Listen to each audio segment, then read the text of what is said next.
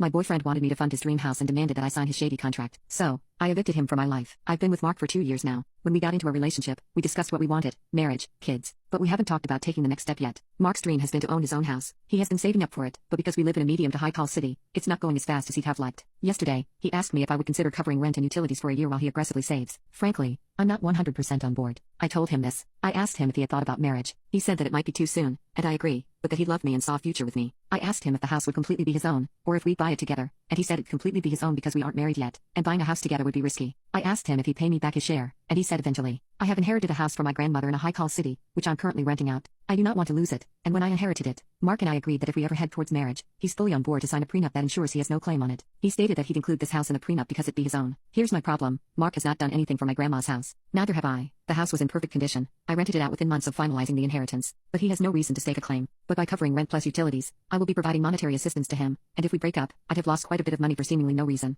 In a way, I feel entitled to a part of his house. Is this a selfish way to think? I love him, but I don't want to assume this risk, especially because our future together is not clear. I asked him if he'd consider moving in with his parents, and I'll find a roommate, temporarily for a year, so he could save up the money. This way, I wouldn't have to spend more than I need to. He'd achieve his goal, and we could still continue our relationship. But he said I was being incredibly selfish and untrustworthy because it would be our home, just not on paper, that I clearly didn't see a future with him. And now he's not talking to me. A part of me feels like this relationship is doomed. Is there a way to salvage this? Update: after a few days, I proposed the following to Mark. I'd front him the money. Instead of paying for his rent for 12+ months, he needed for the down payment on his house. He'd calculate what percent that money would be of the total cost of the house. The houses he was considering were in the $500,000 range. I would own that percent of the house, not 50-50 or anything, just the percent I paid for. If he pays me back within a year, without any interest, I'd remove my name from the deed, and he'd own his house completely. If he doesn't pay me back within the year, he'd have to pay me whatever my percent was worth a year down the line, if he intended on owning the house fully. Otherwise, I was happy to have a 10% claim on the house forever. So basically, if I fronted him $50,000 for a $500,000 house, I'd own 10%. I would charge him no interest for the first year. However, if he doesn't pay me back, then he'd need to pay me 10% of whatever the house was worth the next year. So if the house is $600,000, he'd owe me $60,000 and so on. To be honest, this isn't that great a deal. Real estate prices are nuts right now and are increasing pretty dramatically. So this is literally worse than taking out a loan. I proposed this in the hopes that he'd decline and we'd just go back to never having discussed this at all. To my surprise, he immediately agreed and said that he'd get a lawyer to draft an agreement, even though he hadn't finalized a house. Well, okay then. He had it ready in 2 days. He was incredibly pushy